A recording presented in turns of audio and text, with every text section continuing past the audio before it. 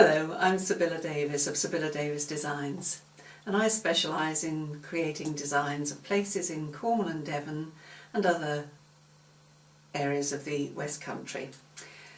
Today I'm going to show you how to put your work onto a frame to work. Some people find that makes it a bit easier because it keeps the material nice and taut. So here we are. This is a tension hoop. We've got an inner hoop and then the outer hoop that's got the tension screw on it. So you want to loosen off this hoop so that you can move it quite easily, and you'll find that you've got the inner hoop. Now this hoop I've covered with bias binding and just secured it with a couple of stitches there, and that's quite a useful tip for making sure that the material stays in place. To put your material onto the hoop, you put your inner hoop on the table, put your material over the top. You've got your loose tension hoop here, which you then slide over, and there you are. That makes a nice and taut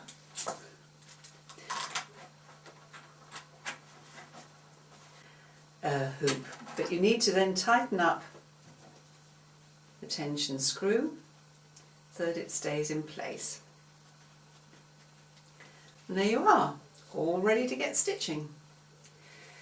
If you prefer, you can use another method, and here we've got a square one. Now these are individual sections that fix together to make a square frame. And to get your material taut on here, what you do is you fix it using drawing pins to the frame. So you start off along one edge and you press the drawing pins into the quite soft wood,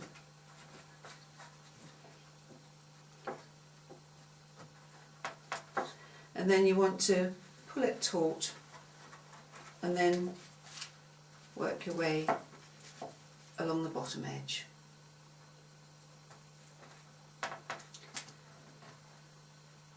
Fixing the drawing pins in at about the same place as the other ones so that they're nice and complementing one another. Then you want to go across the other edge.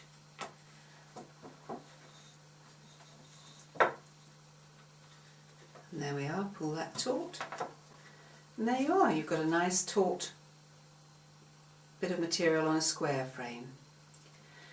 If you don't want to use a frame, and there are people that find that they can be a bit cumbersome, then take your material, roll it up